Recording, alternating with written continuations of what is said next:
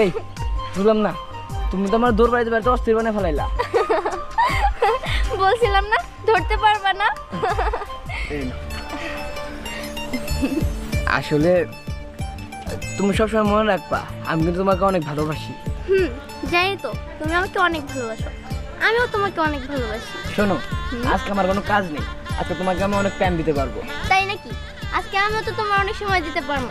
আজকে না বাসায় কেউই নাই, আর আমার যে ছোট বোন ও জানি কার সাথে ঘুরতে গেছে। হ্যাঁ, তাহলে তো ভালোই হলো। আচ্ছা ঠিক আছে, চল আমরা ওদিকটা যাই। আচ্ছা ঠিক আছে, চলো।